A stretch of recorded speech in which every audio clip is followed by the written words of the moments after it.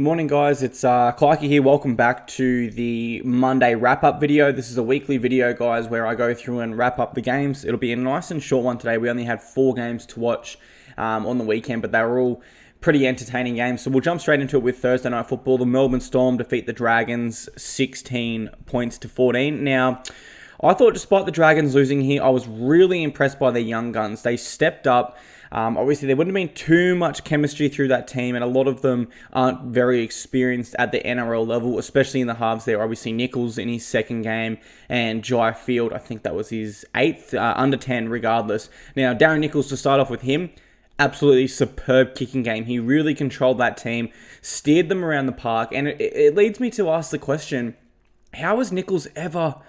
How is he the oldest rookie in NRL? How has he had so much success at the New South Wales Cup level and Queensland Cup level, but never been able to flourish in first grade? I think he's a terrific player, and if the Super League are to pick him up next year, he'd be huge over there. I think he'd be really good. Lattimore, the first try, how incredible was that? The GOAT crashing over. That was just excellent to see. But despite all of this was just a typical Melbourne Storm win, right? I mean, all game they sort of hit with the jab, and then in the final moments when the game is on the line, Cameron Smith comes and delivers the hook, kicks the conversion to win the game, and I just can't think of any other team that does that better than the Melbourne Storm themselves. My stat now, very similar across everything in here. I couldn't find too much that was interesting, and I guess the scoreline does realistically reflect that, but 15 more missed tackles and 5 more penalties for the Dragons might have been what just got the Storm over the line in this one. My man of the match was Cameron Smith.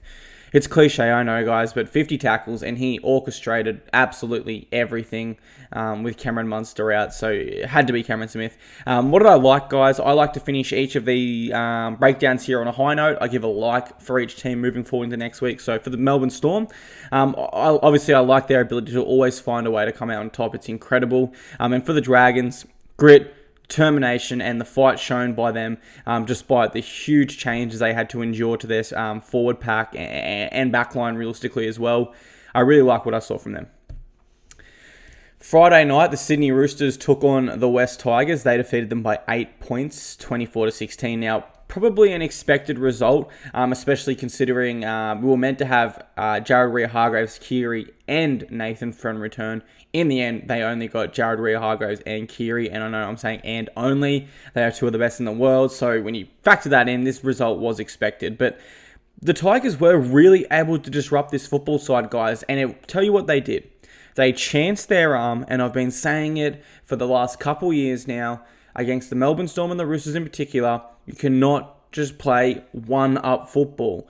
They are too specifically prepared for that because they know we will break this team down and we will grind on them with the wrestle and the ruck, and eventually they will be so tired they will be resigned to one-up football, which means they have fallen into our trap. We can further slow that ruck down and take control and play the game at our pace, meaning the Roosters are physically not as tired as their opposition. And the Tigers fell exactly into this trap, guys. They were spreading the ball left, right, line breaks out wide, nice kicks off Benji Marshall out wide, making them turn around and run, tiring out the Roosters. The Tigers looked right in this. I thought for a moment there they might take it, but then the Roosters just turn around and remind us, hey, we're the reigning premiers. We've been here before. We've got that championship mentality. Luke Keary turns it on, and in the end they were able to swallow up the Tigers as they went back to one-up football, which you can't do. How's this for stats, guys? So the Tigers had more runs, more run meters, more line breaks, more tackle breaks, more offloads, a higher kick defusal percentage, less missed tackles, and less penalties conceded. They just don't have the experience to sort of capitalize on these big moments like the Roosters do. I mean, Luke Keary gets the ball close to the try line, still last tackle. What does he do? Massive grenade pass out to the wing because his instinct is instantly, I know if their winger is in here, my winger has to be unmarked. Boom, get it out. In comparison, just before halftime, we'll go the Corey Thompson line break. He probably should have been heading back in field there. Instead, he ran himself to the sideline, offloaded to Robert Jennings, and realistically blew an opportunity there. So I do think there's a little bit of difference as far as experience goes between these two teams, and I think that played a factor in the final result. My man of the match was Luke Keary, of course. In his return, he had 3 try assists, 1 line break and 2 line break assists. Just an absolute superstar. This bloke knows how to set up a try. He could set me up for a try. That's how good he is. What do I like about the Tigers? Look, again, guys, I like that they've shown they are capable. They are more than capable to compete with the very best in our game. All year they've shown it with the Storm, with the Rabbitohs last weekend, with the Roosters this weekend. They're just missing, I think, 1 or 2 key pieces. I know that's sort of an NBA term, but 1 or 2 key players, to come into this team. And I really think that even in 2020, if they can just get that little bit, and Michael Maguire's working for it. Let's not understate that. He is trying to move on Packer, Taylor, etc. to get these pieces in. But I think, 1 or 2 pieces, they are right there ready to compete, the Tigers, for a title. Of course, consistency needs to be there also for that. And Roosters, I really like Latrell Mitchell when he got into the game. Now, I was sitting there with my father-in-law, we're watching it, and I was saying, look, I said, Dean, Latrell Mitchell really hasn't done much at all this game, but I said he's the sort of player where he's only got to explode for a 5-minute period, and we'll all be talking about how good a game he had. What did he do? He exploded. He scored a try. He set up a try. He made a line break, offload, etc. And all of a sudden, he had a great game. And when he gets in the game, there is no one more devastating than Latrell Mitchell. That is a fact. Okay, we go on to Saturday now. The Warriors defeat the Knights, 24-20. Now, I thought this was a hugely entertaining game, back and forth football, but unfortunately, at the end of the game, guys, we weren't sitting there saying this was a great game of footy, this was an awesome Saturday night. We were saying the referees were terrible tonight, and I think it's really sad that they stole the spotlight off this game. Now, I wouldn't say they were favoritism towards the Warriors, and I wouldn't say there was favoritism towards the Knights. They made calls that threatened to derail both sides. Simply, it wasn't good enough. And, there was no consistency there with the penalties they were blowing. They were giving sets of 6 again for knock-ons. The bunker couldn't even get it right when Ken Mamalo clearly put the ball down. And they have 100 replays. They're so rushed to make this decision that they're not making the correct one. And I know I wrote a column about it and I was maybe a little bit too passionate, etc. But, I'm just sad that they stole away from the spectacle that this game was, because this was an entertaining game. 44 points, guys. Back and forth all night. It was, otherwise, take the referees out of this. That was an incredible game, and I'm really glad I got to watch it. Now, Warriors did dominate a lot of key areas here. I'm not going to go and list them all, but you sort of understand the key areas: run meters, line breaks, post-contact meters, etc., etc. But they did struggle a little bit more defensively, and whilst a lot of their errors I felt were in their own end, whereas the Knights, a lot of their errors were sort of in the Warriors' half, and they just didn't have that experienced half to sort of lead them around. As a result, they were forcing the pass, etc., making the error. And that's not to say the Knights were perfect either, but I think that does sort of explain the tight scoreline that we saw there, at least statistically. Ken Mamalo, my man of the match, 2 tries, should have been 3, 240 meters, 82 post-contact meters, 2 line breaks. Now, I tell you what, I was thinking this the other day. If I could sign one winger to the Titans, I would bloody be going after Ken Mamalo. He is so devastating, and he starts their sets as well as Semi Radradra used to start the Parramatta Reels. The Knights, what did I like? Now, I liked Phoenix Crossland. We didn't get to see too much of him, but look, he had confidence. He was barking orders. He was getting in the back line, trying to get himself set up. 5th tackle, when the game was in the balance, he grabbed the ball. He put the grubber over the sideline. He had a lot of confidence. And I do think when you're a young halfback, 18 years old, 19 now, it's his birthday on Sunday actually, but 18 years old in the game, and you have that sort of confidence, and you're being mentored by Mitchell Pearce, I feel there is only upside to your career. When you play with confidence in rugby league, good things happen. And Crossland, I think he's a player for the future. And for the Warriors, I loved their last try.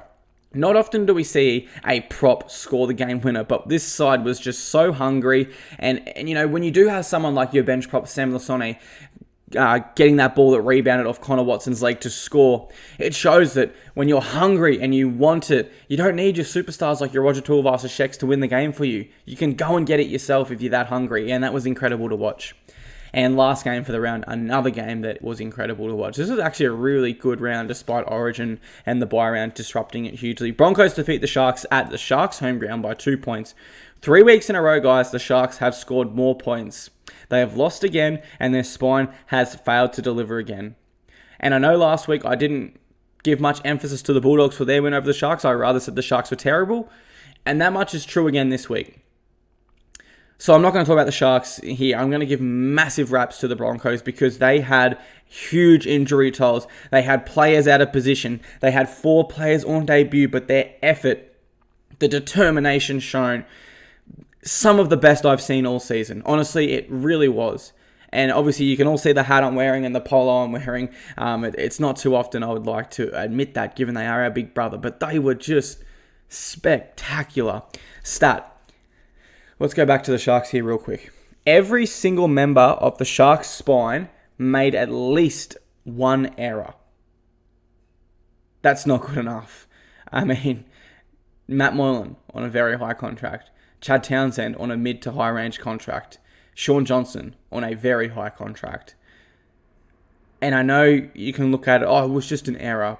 But when your side is struggling, the members of your spine are the ones that turn it around. Whether that be through their excellent game management, whether that be through their excellent kicking game, whether that be through their excellent composure to calm the team down and get them in the right space of mind. I can tell it could be anything, guys, but I can tell you what it's not. It's not making crucial errors. Their team didn't need that, and not good enough by the Sharkies ultimately. I think I'll leave it there. Man of the match, Payne Haas. He was actually my performance of the round. I'm learning Photoshop. Hopefully you guys had a little laugh at that edit I tried this morning. 191 meters, 1 try, 34 tackles, 0 miss. Just an incredible performance by the young gun. What did I like for the Sharks? I like Josh Morris's hat-trick on the wing there. I had my doubts him moving to the wing. I probably shouldn't have had my doubts given how good he was at the highest level, the State of Origin Arena, just 1 month ago, but he scored a hat-trick, was fantastic. The old boy has still got it, that is for sure. And the Broncos, I like Tavita Pengai Jr.'s offload to win the game. He sucked in 5 Sharks defenders, flicked it out the back, straight to Turpin to score the match winner under the posts. This is what we want from you, Tavita Pengai Jr. This is what you're capable of. This is what every Broncos fan wants to see you do every single week. If TPJ can just get his consistency together, he is, wow, a freak. And he could definitely be one of the best back rows in our game. He played back row. I think that's his position, guys. Thanks for tuning in for the wrap-up, guys. Hopefully you liked some of the stuff I had to say about the games. Hopefully some of the stats helped you paint a little bit of a better picture. And hopefully you did enjoy some of my opinion intertwined throughout that all, guys. I'll see you all tomorrow for the tipping video. And only 2 more sleeps to Origin, so that is super exciting. Cheers, guys. Clarkey.